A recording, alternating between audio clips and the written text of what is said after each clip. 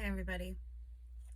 I've been driving around trying to find a quiet place to record this next video, and I found one.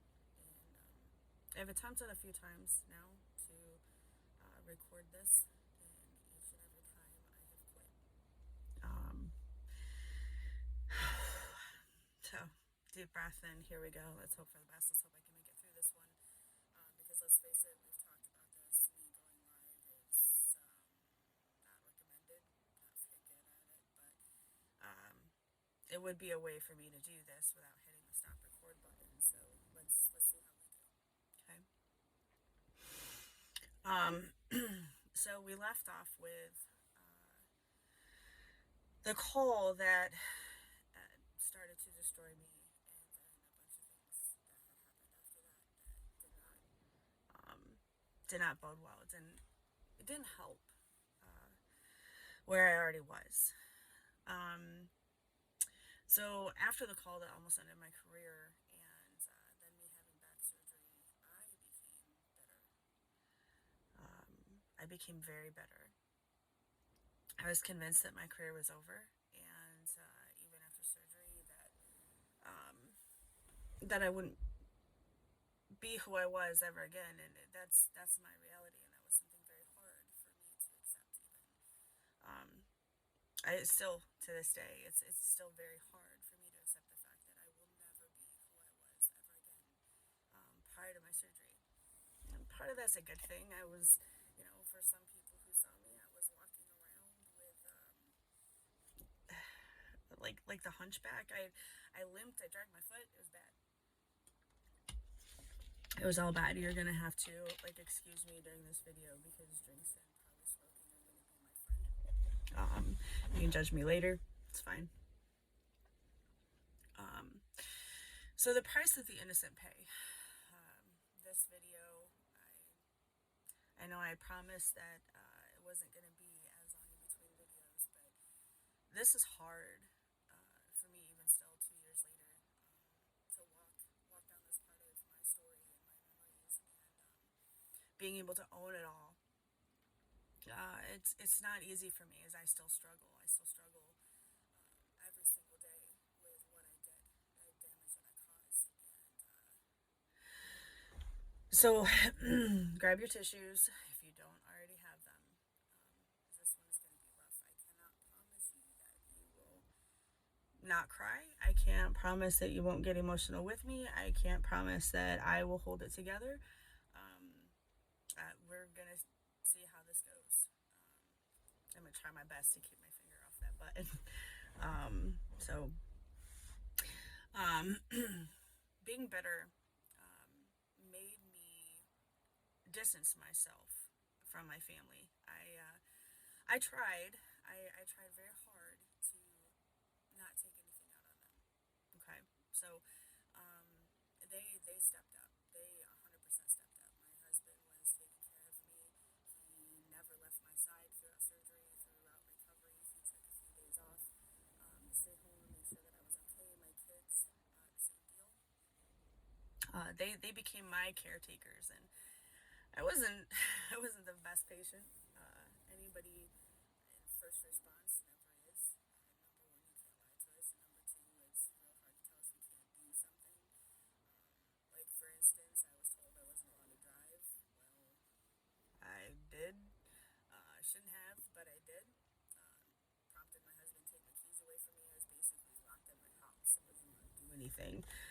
And I don't say locked as in locked, right? Like I could have gone outside, and I did. I could walk around and things like that, but I was so paranoid prior to that that people had to remind me that I needed to do what the doctor was telling me to do. Otherwise, it wasn't going to be a good outcome. So I struggled with that.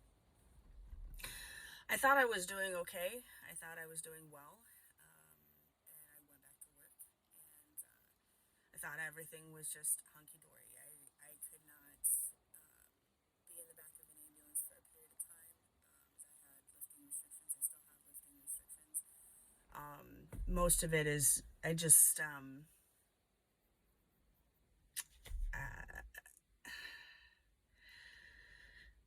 I modify like, who I work with. Those who work with me, unfortunately, know that if they're going to work with me on an ambulance crew, that they have to be able to do 90% of everything. As far as the carrying of equipment, the stretcher, lifting the patient, those are all things I still can't do 2 years later. Not without paying a price. Every now and then I'll be able to do some things, but I pay for it each and every time. Whether it's helping with a stretcher, and sometimes I have to on heavier patients when it's just me and my partner at the hospital. And then I can't walk for a few days very well. But it's not their fault. So I knew my job was in jeopardy.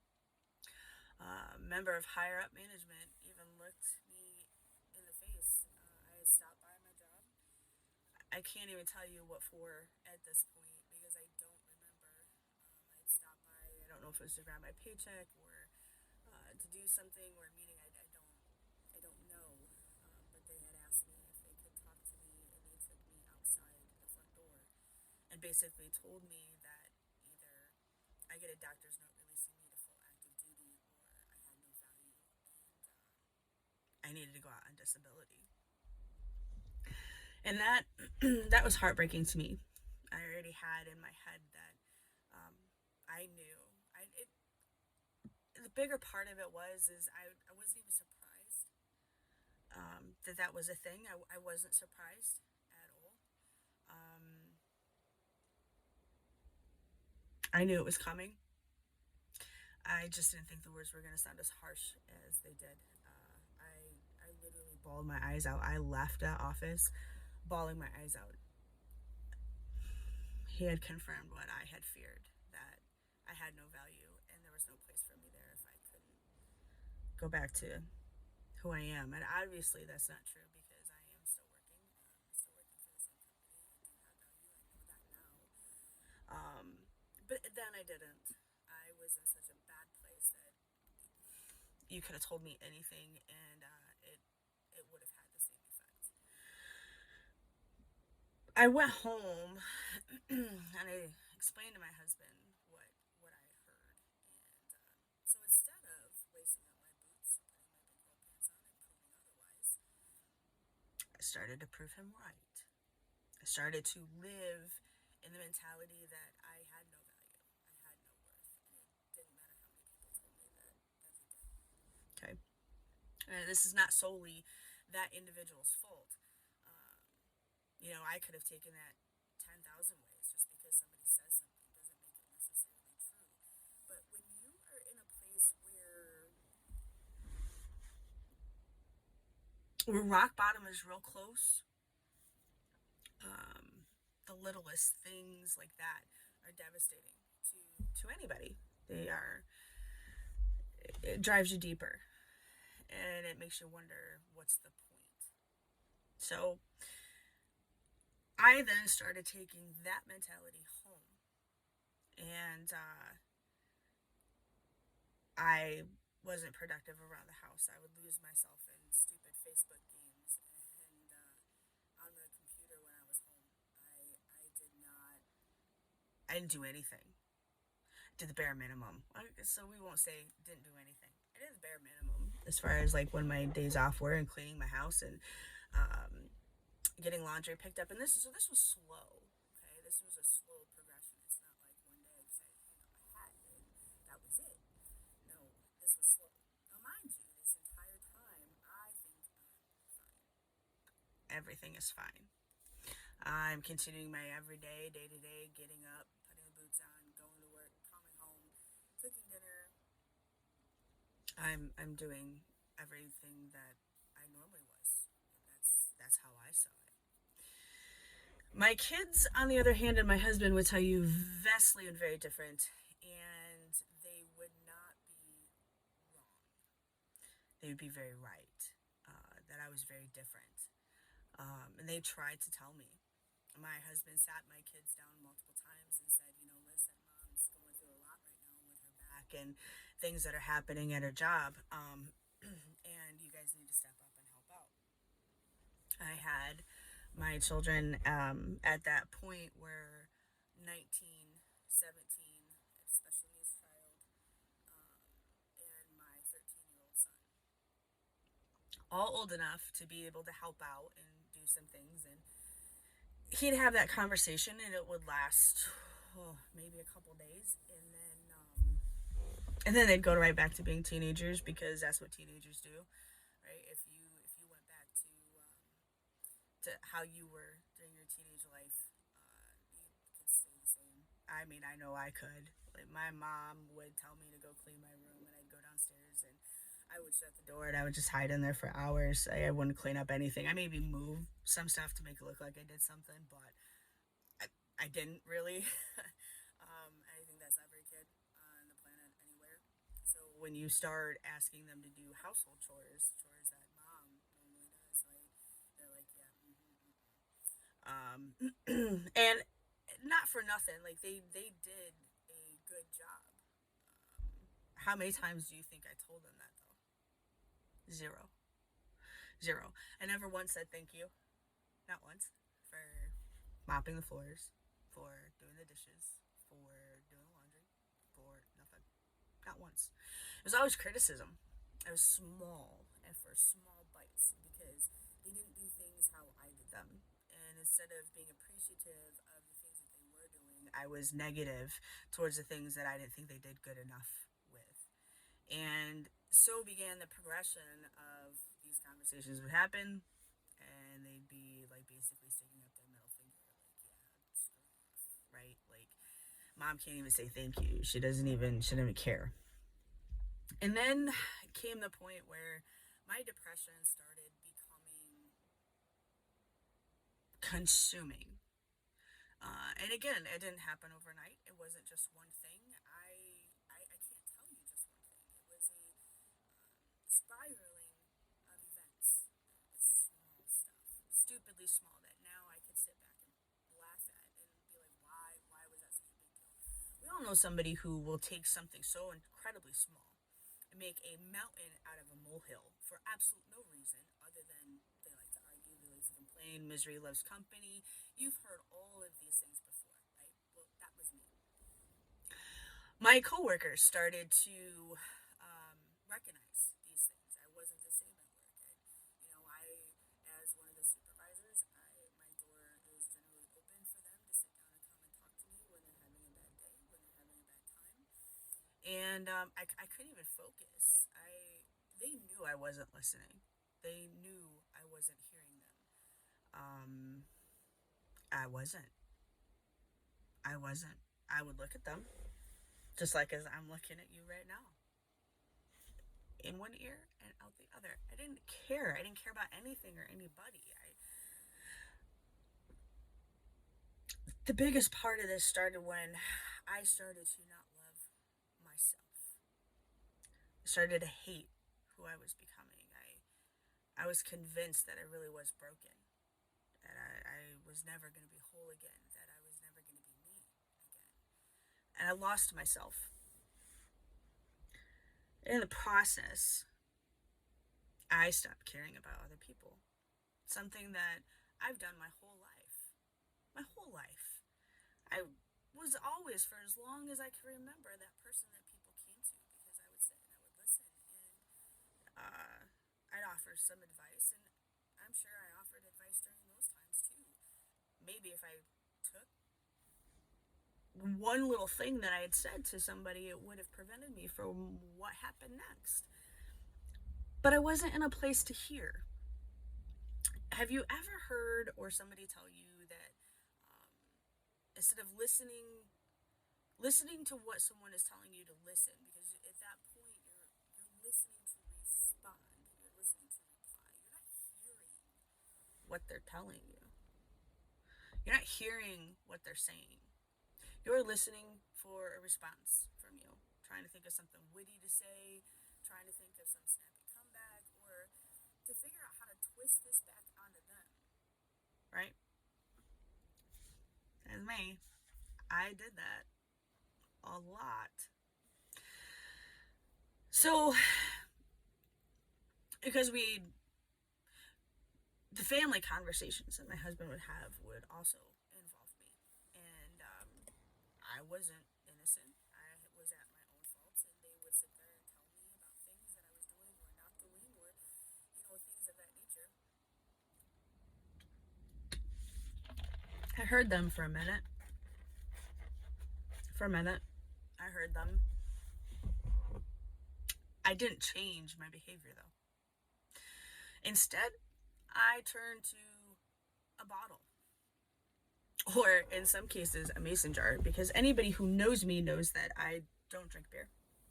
It's gross. I don't know how you guys do that. It's gross. It's so disgusting. Anyway, we had compliments of a friend of mine, somebody that I work with, and some people that my husband worked with. We had mason jars full of moonshine that were in my refrigerator. I had bottles of wine. And I started to drink a lot. I've my days off, more in particular, on days that I worked, I would go home and I'd have maybe one drink because I knew that I needed to be able to get up and function for the next day. So I didn't overdo on days where I had to work the next day. My days off were a completely different subject entirely. I would wake up and I would drink until I passed out. And then I would start drinking again when I woke up. And this became this vicious cycle.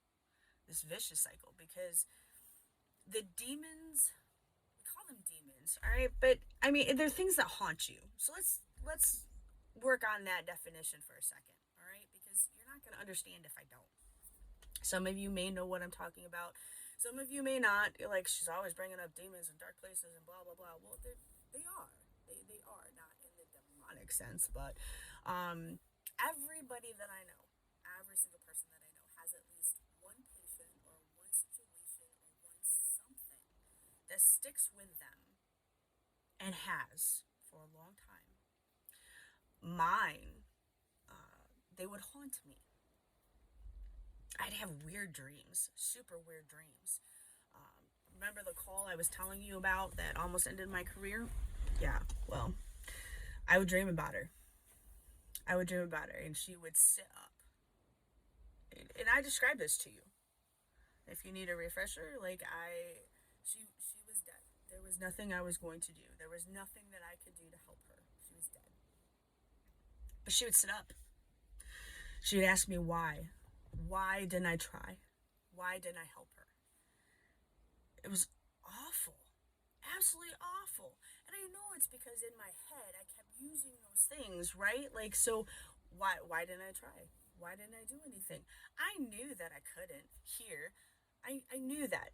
Medically, there was nothing I could do to change anything. Nothing. Not a trauma surgeon, not nothing, okay? Nothing. Dead is dead. That's going to sound harsh for some of you, but it's true. There are times where there's nothing we can do to fix the cause. And we all know this. Here is where we question ourselves, right? So I learned throughout my recovery that I have something I was diagnosed as being an empath. Now, for whoever doesn't know what that means, having empathy is one thing, right? Where you can have that sympathy, that remorse for somebody's tragedy, that to be there in an emotional moment and feel bad and all those types of things, feel sorry for whatever someone is going through, legitimately, and not just like, yeah, sorry. No, you really, really, really feel sadness for them. As an empath, what happens is all of that negative energy from other people attaches itself to me and then mixes with my own. Screwed up, right? Like, as if I didn't already have enough to deal with. But everybody else's bad day, it would attach to me. I can feel it. I can feel their energy. I can feel the negative. And that's what I started to seek. That's why I started to drink. Because the more I attached myself to that, the more I attached myself to the negativity of others. And I would on purpose. I hate drama. I hate drama. Like, people who really know me know that I in high school, put the princess crown up. I'm sorry you didn't get crowned homecoming queen, but I can't do that. We are grown ups. We work in a grown up life. We're supposed to be adults. But I started attaching myself to the high school drama, the high school crap, the high school bull, whatever. Okay? It kept me in the place where I was comfortable. Misery loves company. You've heard that one, right? That was me. So I'd attach myself to these people who were maybe not as bad off as me, but had enough energy that I could feed off of it. And that's what I did. That was my excuse. Did you know that excuse is nothing more than a well-planned lie? That's all it is. It's all it will ever be. Sorry, I had to roll the window down for a second. Hopefully I found a quiet enough spot that the road noise does not affect you in any way. I told you, you can lecture me later. You can lecture me later. I am going to smoke during this one. I haven't. But I'm going to, because I can't do this. So back to the drinking. Okay. My husband started to notice that alcohol was going missing from our fridge. He confronted my 19-year-old son about it because he had a history, and some of it was his fault. Some of it was his fault. A lot of it wasn't. It was me, and I let him take the blame for that. I let him sit there and get screamed at and chewed on and all of those kinds of things because I wouldn't own it. It was me. But I let him get punished for it. And punished he did, right? So it came across where there was a couple times that he decided to go stay with friends. There was once 6 months before my actual rock bottom, which we're getting to, that he had just had enough, not getting along with his dad, that he packed his bags and he left and went to live with his mother in Missouri, 6 states away. And I contributed to that. I was also mean. I was awful. I was awful. And not mean as in, going around calling people names or using cuss words or screaming and yelling, although I did do that. I'm not proud of that, but I did do that. I was just mean. I wanted to be left alone. I didn't want to be bothered. I didn't want to be talked to. I didn't care. I didn't care how their days went. I didn't ask. My kids would offer it. My husband stopped offering it when I stopped communicating with him for about a 2-year time frame. Now, when I say that, what happened was I stopped asking him about his day. He'd invite me to go to car meets, to car shows, to get out of the house, to go for drives and cruises. And a lot of you also know my husband, know that he's been into the car world for a while. I wouldn't go. I'd always tell him no. I'd just stay home. I'd clean or something. And I would that day, just because that's the excuse I used, that I didn't want to go. And the truth was, I didn't want to be around him. And I didn't want to be around anybody. Not my kids, not him, nobody. I wanted to be left alone, because if I was alone and not around anybody, then they can continuously ask me what's wrong, right? That's what's wrong. I'm fine. No, you're not. Yes, I am. No, you're not. And it would pursue into this argument, because the more that they would ask me, and the more they called me out my crap, which they did on a regular, and rightfully so, like I would have now, like I do. But then I just wanted them to leave me alone. I said I was fine, leave me alone. But I didn't.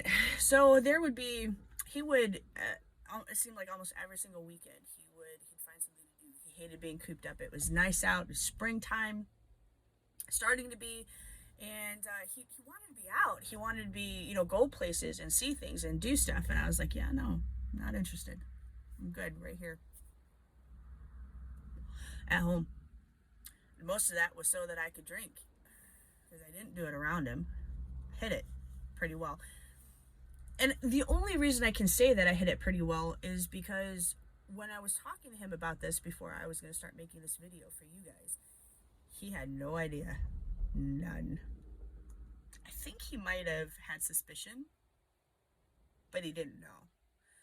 Um, I would replace bottles as they would empty, with the exception of the moonshine, like those, like the canisters. I would just hide them until he wasn't home, and then I'd throw them in the bottom of the garbage bag and throw a whole bunch of garbage in it, and then take it outside. And then the garbage guy would come get it. I don't know what happened to that. No idea. So my son left, and I started to. I felt guilty. The fights that him and his dad would have, it felt like I was always playing referee, and I was. They would text me, call me. Sometimes they still do it, but now I tell them to, lace their bootstraps up, like they got to deal with this themselves, right? I play referee a lot, and my husband accused me of sticking up for my son instead of being on his side out of spite. And that's not what I was doing. I was sticking up for him because it technically wasn't his fault; it was mine. But I wasn't going to own that. So I tried to make his punishment smaller. Not that he still didn't get punished, because he did. But I tried to make them less, because it really wasn't him. But I didn't own any of that. And I'm not sitting here smiling or laughing about that because I think it's funny, because it's not. And I don't. I'm actually very ashamed. Very ashamed that I let that child, whom I have loved since he was 5 years old, and I would do anything for. He's mine. He's one of mine. Always has been. We've had our moments together, but he is my son. We may not share the DNA, but I will lay my life down for him, just as I would the other three. Okay. I let him take fault for something that wasn't his to take. Price of the innocent is what we're talking about today. I let him take the brunt of all of that. All of that. I did the same with the other kids, only alcohol wasn't their thing. The house chores wouldn't get done. Well, how come Ashley and Tyler didn't do this, didn't do that? Well, I asked them to, but I wasn't feeling very good today, and no, I didn't. No, I didn't. I didn't talk to them. We became the family that communicated via text message while in the same house. Right? That's sad, by the way. When you're in the same house, you're like maybe 10 feet from somebody, you send them a text message. Now, in my defense, I still do that now. I have a 3-story house. Every now and then I'll get bored. I'll send, and my kids do the same thing. They text me, they call me. They're in the same freaking house. But they do that for a reason. Because when mom's not okay and not having a good day, like, they know that I will respond to that. But I don't necessarily need to be around people or see people. But I don't ignore them like I used to. So with all of that, my husband and I would talk about our kids when we needed to. That's about the extent of our conversations, or him telling me he was going to car meet or fishing with his friends or whatever. That's about how it became. And it wasn't every single day. There were days where I didn't talk to him. There were times where, we used to be we were that couple that was, people would say they'd get sick and we needed to get a room and all that stuff, because we'd post on Facebook all the time about loving each other and being, he was my person. Still is my person. I'm very grateful for that. And you're going to understand why here soon. Stop talking to him about everyday stuff. The little stuff. We used to talk about everything. Everything. Literally everything. That ended. That was almost immediate. I stopped showing interest. Matter of fact, I would pick fights with him on purpose just so that I didn't have to have sex with him. You heard that right. Just so I didn't have to be near him. We'd sleep in the same bed, but I didn't want him to touch me. I hated myself so much. I couldn't love myself so much. I had convinced myself that if I could make it their idea to walk away from me,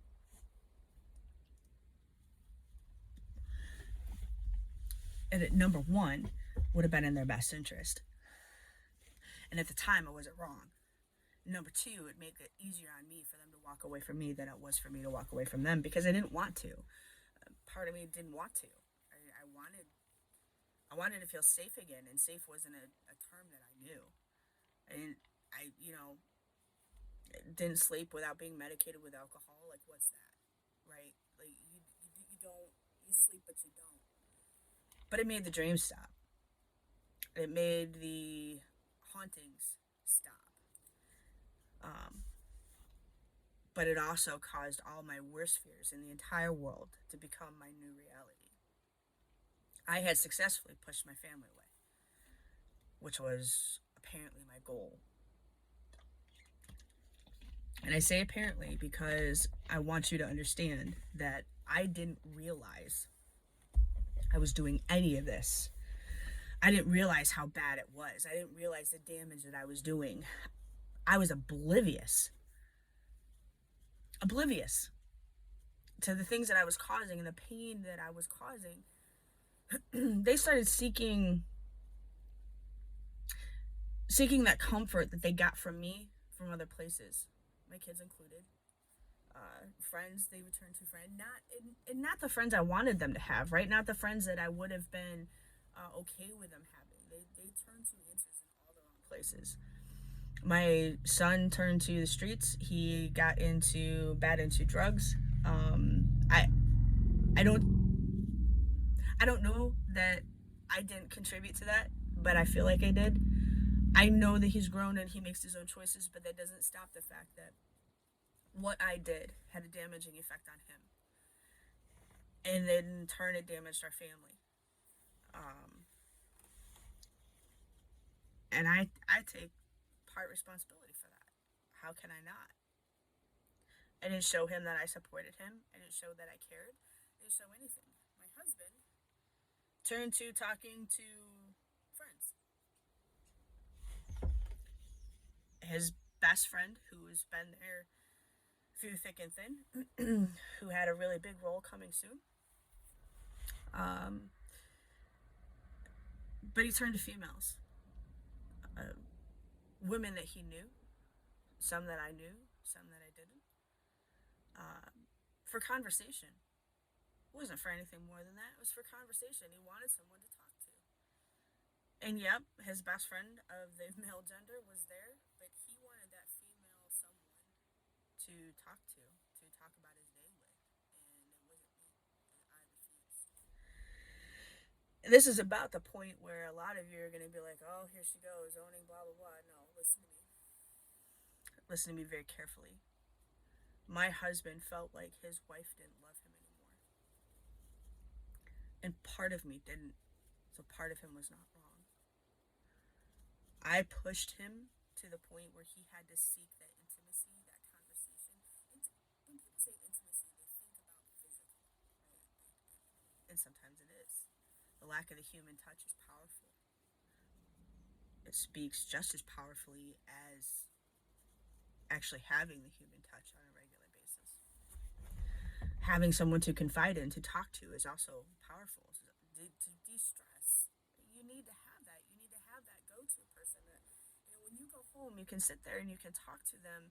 You can tell them everything about your day because they're your support. They're your rock. They're who you rely on. We lost that, him and I. And on June 8th, 2018, after he got home from fishing, after he said he'd be a couple hours, he'd been gone all day. He still to this day probably thinks it was just still a couple hours. It was 8 hours. He's gone.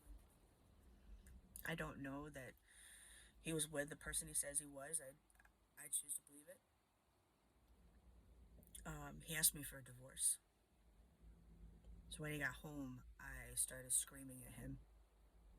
And he told me that he would rather be with his friends than at home around me.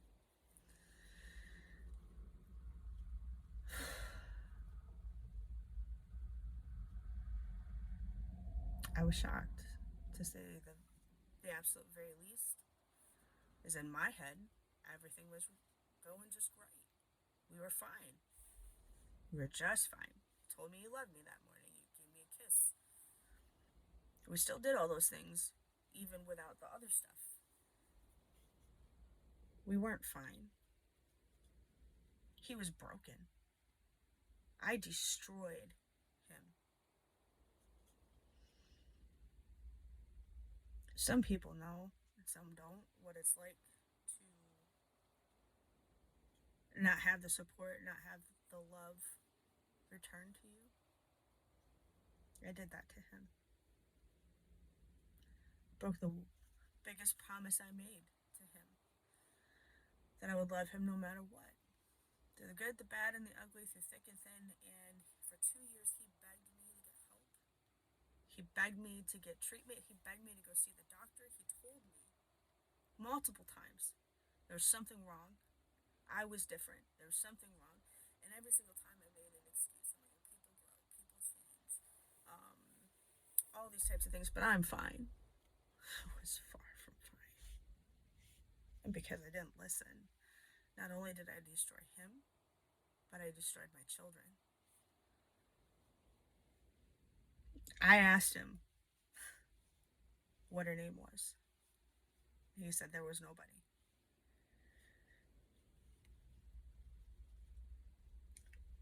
At least not like that. I knew who she was. I knew that they talked all the time. They sent good mornings to each other. They talked about their day. They talked about the personal life. They talked about their children. They talked about all those things. All the things that we used to talk about, him and I. He found someone else to have that with. And he was all done with me. All done. I spent the better part of the next 4.5, 5 days crying, not understanding why wasn't I good enough. And it wasn't about me. I had this amazing group of girls, women, who had my back during this time. They created Operation Save a Sister, and I needed it. What I'm about to tell you, however, is things that they don't even know. But they saved my life. A week ago today, my therapy dog Kira passed away. And she also was a big part in saving my life, along with my other therapy dog, Turbo. They were a big part in my recovery, and it's been really hard to not have her. To not have that. I know I have Turbo when I get back home, but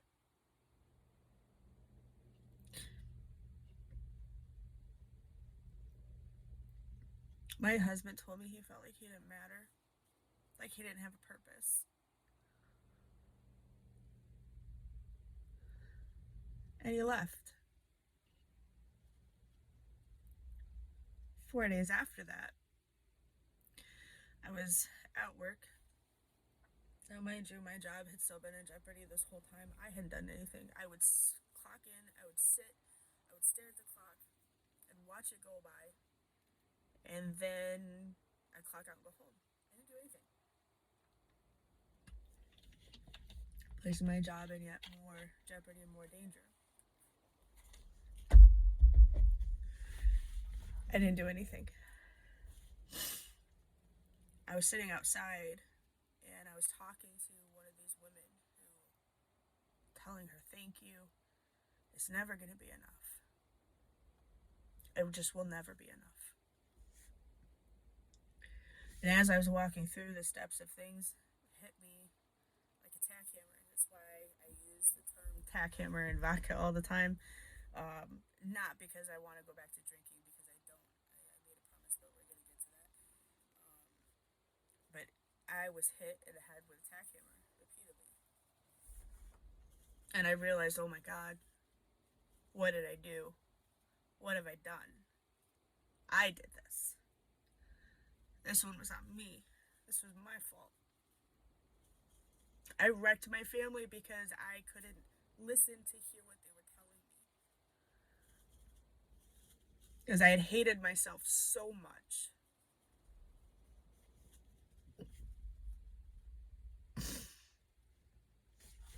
I didn't want them to love me. And I didn't feel like I deserved any of that.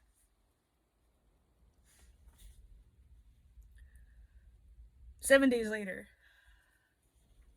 the same girl that I know he's been talking to posts up how she's in a relationship. I had Facebook stalked her. Won't even lie about it. I really did. I had a feeling it was going to turn into something more, and it did. And I was trying to convince him with everything I had in me that to give me another chance. And he kept asking me why now, why this time, why is it different, why now. He told me that he loved me, but that he wasn't in love with me anymore, and that hurt. And that's when I saw the spark in his eyes. It wasn't there. When he would look at me, all I saw was pain. It's all I saw. His eyes were like black as night. He was so broken and so hurt, and nothing I was saying was making it better. Nothing I was saying was giving me another shot. I called my doctor, made an appointment, went and got medication. It didn't matter. It was too late. To him, it was too late. He said those things. His best friend sat us down each individually trying to figure out what went wrong and how to help us fix it.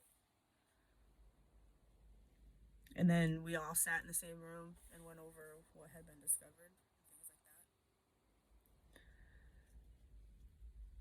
That was the weekend that was going to be my daughter's 18th birthday. It was Friday afternoon. We went and we talked with my husband's best friend, and felt like everything was going to be better. Like he was going to give me a chance. We were going to work through it, but it was going to be small baby steps. And he tried to convince me that this girl that he had been talking to was just a friend, nothing more. Didn't want anything more. But he was hesitant. He was hesitant to go back down this road with me, and I don't blame him because I didn't really give him a whole lot of reasons other than my own selfish ones as to why. Very next day, he went on a trip to Darien Lake. He had told me about uh, about a month prior that him and work friends were gonna go to Darien Lake and spend. That's kind of what the big fight, how the big fight started on June 8th, because that was also going to be the weekend that we celebrated my daughter's 18th birthday. And he wanted to be up there for 2 days, and I wanted him to come home on Sunday to celebrate her birthday party with the family. And that's how the big fight started. And I said a whole mess of things that I shouldn't have. I can't even tell you what they are right now because I don't remember. And for some of you, that's going to sound odd coming from me because my memory is insane. Normally, I can recall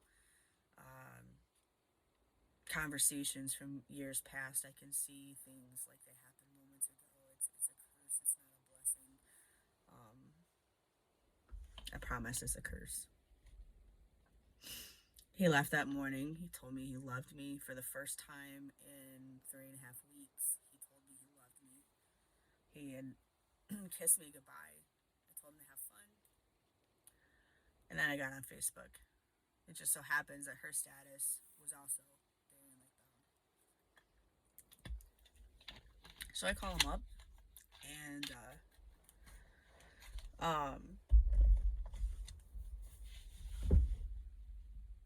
ask him about it. He says, "Well, that's weird. So I didn't even know I'm going. Like, that's super weird." In the pit of my stomach, I knew that there was something more. And I was still in my bed, stayed in my bed all day. I was supposed to clean my house. I was supposed to go to the store. I was supposed to get things ready for my daughter's birthday party on Sunday. And I didn't do anything. I didn't do any of that. I stayed in my bed, drinking, passing out, sleeping, waking up, stalking Facebook. It was about 7 o'clock that night. This woman told me that he was with her. And now at this point, they are at Niagara Falls together, staying in a hotel. And my world ended. My daughter watched me have a full-blown panic attack. I couldn't catch my breath. I couldn't stop crying, ugly sobbing. My life was over as I knew it. She called a friend of mine who had just gotten out of work, came right over, came and sat with me, let me cry, until I passed out.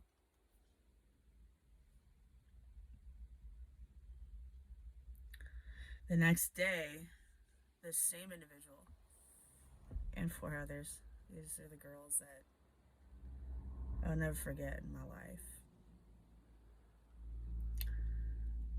They had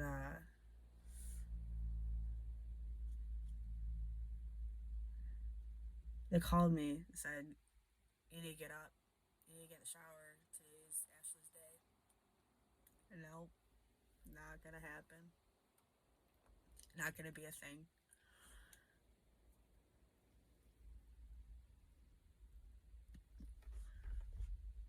And they came over. They went to the grocery store. They bought her a cake.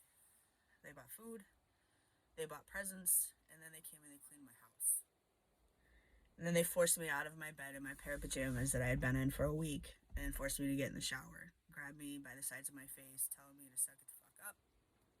Get up. Today's not about you. They weren't wrong. So don't get mad about that, because I needed that in that moment, and that's why I'm telling you that they saved my life, because here's what you don't know. Saturday night, after my friend left, and I knew she had left, I grabbed my keys and I got in my car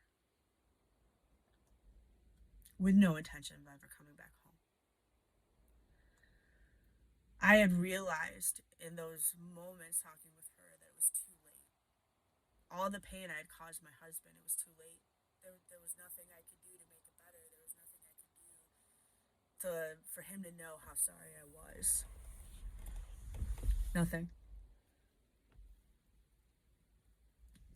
The pain I was putting my kids through. My oldest son was living in Missouri. He had blocked me and his dad both. We weren't on speaking terms.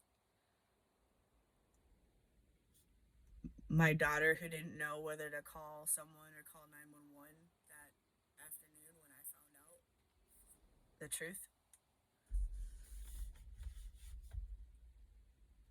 She was doing everything she could to take care of me, and at the same time trying to take care of her sister, who has special needs. And I had made the decision that they were all better off without me. That night was the first time that I attempted to take my life.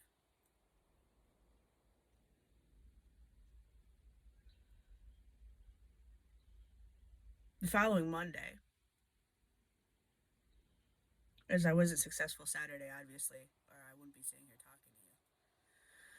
So when they came that Sunday morning, cleaned my house and forced me to get out of my pajamas and to take a shower and get cleaned up and to participate in life, I had made a decision that because I wasn't successful Saturday, and here's why. I couldn't figure out where to go to do it, where nobody that I knew would find me, because I didn't want that as their last memory. But I promise you, my decision would have been permanent, and I didn't want anybody that I knew to find me. I couldn't see past myself for nothing, and I couldn't see past the fact that if I had driven 3 hours in any given direction, I would have been successful with that. Whoever found me, whoever called 911, there's a higher probability that no one would know who I was. It would still affect them, but not in a way that it would affect the people that I work with and who are my family. When they showed up that morning, and I got out of the shower and I came out, and I saw that they had bought my daughter all this stuff, as I hadn't. She wasn't going to have a birthday. She wasn't going to have cake, present, nothing. Her 18th birthday. Where I felt nobody cared anymore. I knew I was so wrong. I was so wrong. And I was glad that I couldn't see outside of the box that Saturday night, that I just come home instead, and I crawled into my bed and bawled my eyes out, cried myself to sleep. They loved me. Most importantly, they loved my children. I was going to be okay. That's what it is. The following day, I managed to convince my husband, because I had called off. I wasn't going to work. I couldn't. I managed to convince him to come talk to me. And in the process, I begged and begged and begged and begged and begged to give me another chance to come home. He told me he'd think about it. And before he left, after that 4-hour conversation, he said he would be home in 2 days. He was coming back home in 2 days.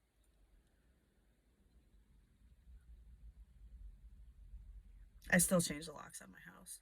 I still canceled my bank account with his name on it. Took all my money out, opened a new one. Canceled my direct deposit, the whole nine, just in case he had lied. It was 3 days, and he came home. And I thought everything was fine right up until the following Monday, when the same girl sent me a text message to tell me that the day before he was at her house and that they had been together.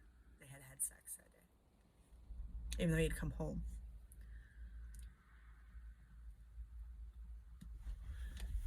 I was at work when I got these messages. I left early. I went home. Well, I picked my kids up from school, took them home, and I left. They asked me if I was going back to work, and I said no. And they're like, well, we'll see you when you get home. And I didn't answer them. I left them standing on the curb. Watched them go through the door. And I remember thinking that they would never see me alive again. This is attempt number 2.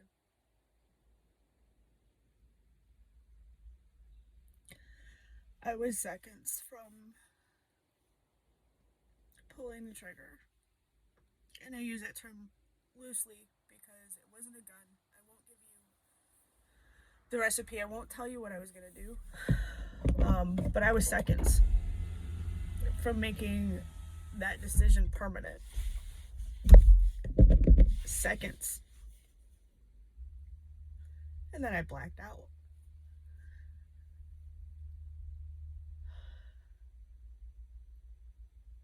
I lost a span of 2-hour time. My next memory is of me sitting in my doctor's office begging for a different kind of help because I didn't want to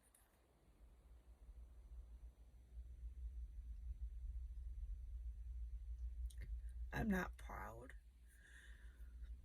of those choices, but that was the day I fully committed to treatment and to therapy and to getting help and learning a better way to cope.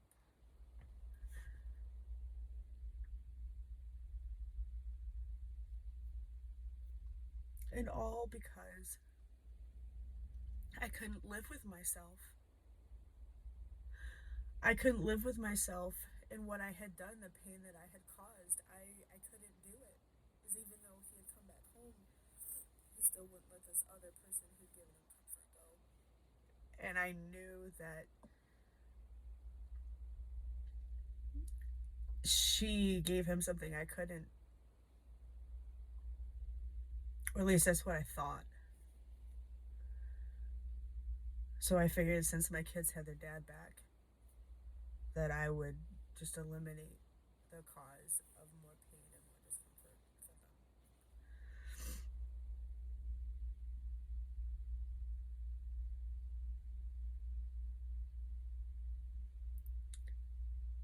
This disease almost cost me everything: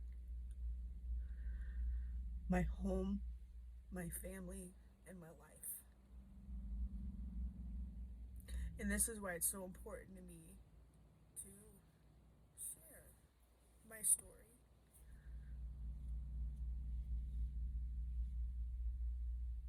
because I know I'm not alone. I know other people think it too. But what's also important to understand is that you can get better and you can survive what you feel is the unsurvivable. I vowed to start telling my story because I felt like if I could reach just one person, just one, to prevent them from walking that road and pulling the trigger and making their decision permanent,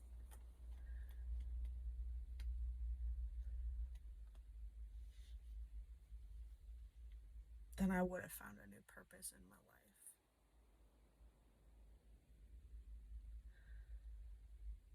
That's the one part I still struggle with is my purpose. I'm still here.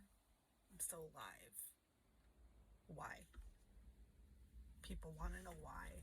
And when I say people want to know why, I mean me. I want to know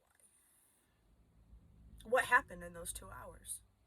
Where did I go? And what did I do? Because I don't know.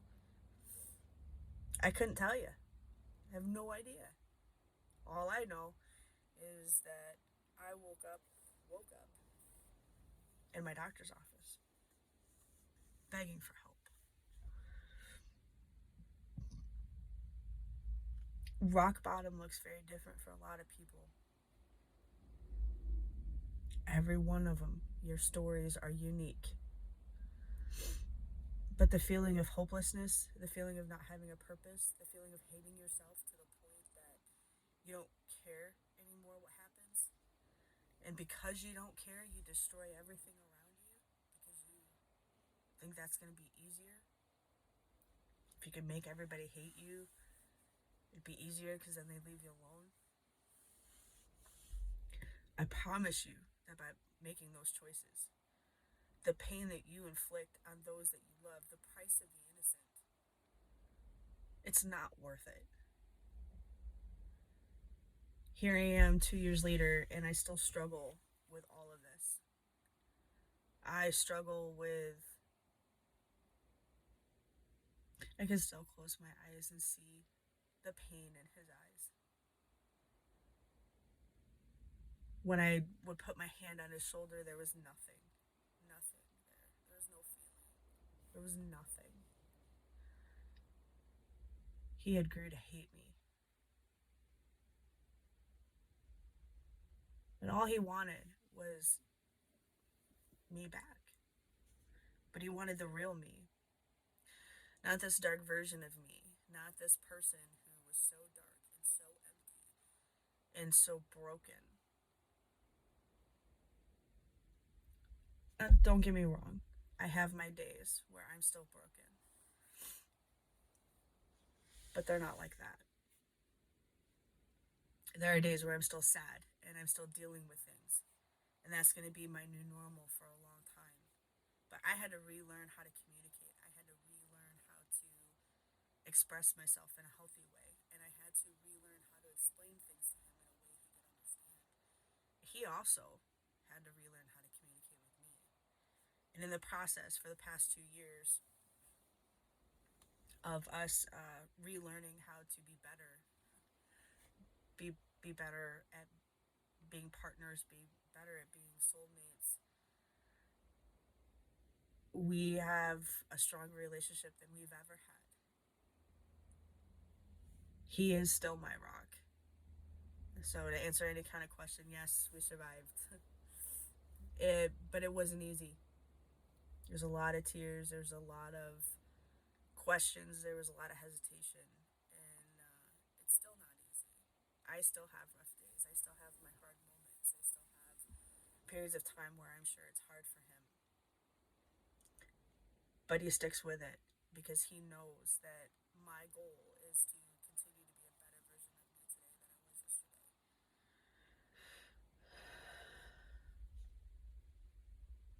Even if you're not so lucky to be able to save the things that you loved the most,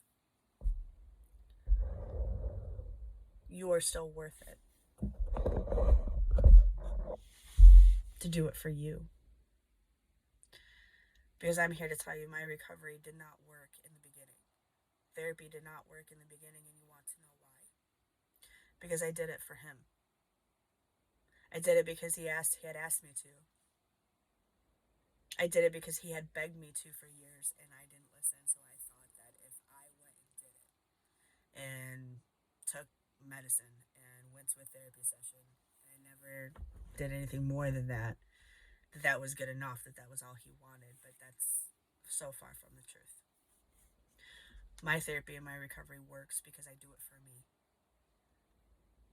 I don't do it for him. I don't do it for my kids. I do it for me. I had to relearn how to love myself.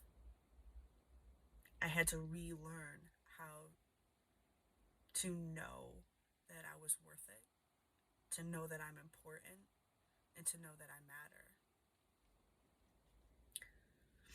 The hardest journey anybody can take is the 8 inches from here to here. And it's okay if you don't believe me, but it's true.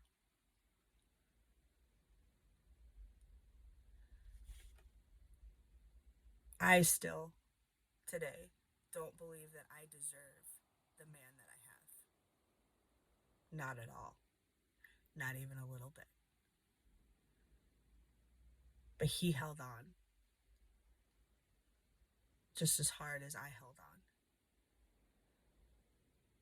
And I'm grateful every single day. My girls saved my life.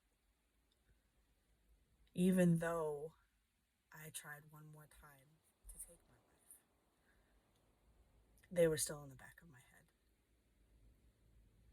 My dogs, who are therapy dogs, never left my side. They let me snuggle with them, let me hold them, they let me cry. They stayed right there, and they have ever since. Every time I'm having a bad day, now it's just Turbo, but he doesn't leave me. My family doesn't leave me. My husband doesn't leave me. They love me a little harder because I tell them. I tell them that that's what I need instead of hiding it. I ask for it. And even when I don't, they're still there to offer it up.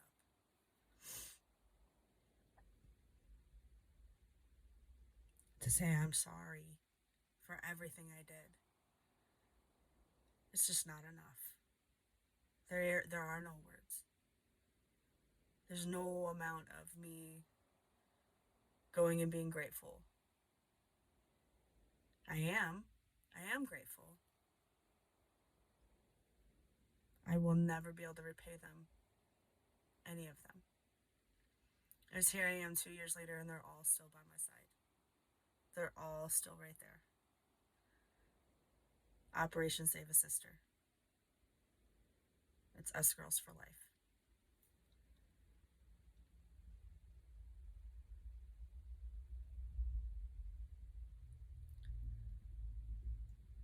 Don't punish your family